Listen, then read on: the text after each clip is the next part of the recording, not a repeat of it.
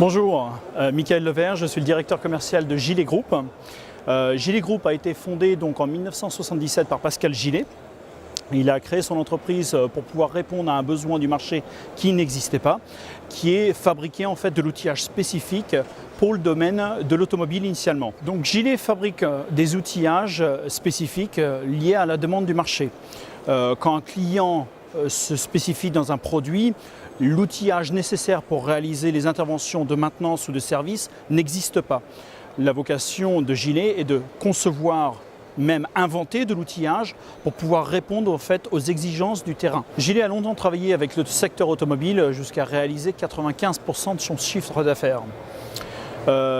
Des grands noms du secteur automobile tels que Renault, PSA, des entreprises telles que Delphi ou Bosch ont longtemps fait confiance à Gilet au travers de produits spécifiques.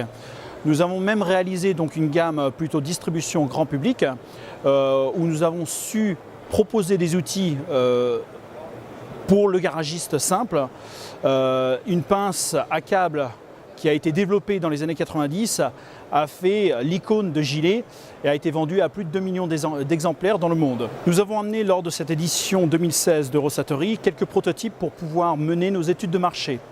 Des pièces qu'on a pensées utiles pour le marché et on a pour vocation en fin de compte de les présenter et amener justement en fin de compte le besoin auprès des clients et savoir si ça les intéresse et quelle part d'intérêt ils vont apporter et peut-être justement nous suggérer de développer d'autres produits qui vont en association.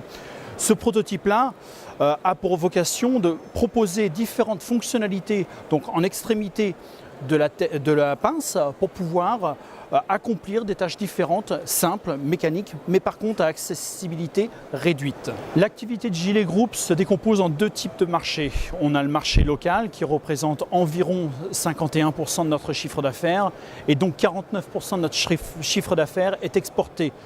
Deux secteurs principaux, l'Europe et l'Amérique du Nord. Les objectifs de notre chiffre d'affaires à l'exportation est de se développer et dépasser les 50% à l'horizon de 2 ans.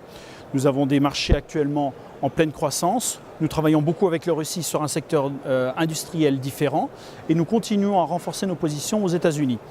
À l'horizon de 2020, nous espérons dépasser 10 millions d'euros de chiffre d'affaires, là où aujourd'hui on est à 7 millions pour un effectif de 70 salariés.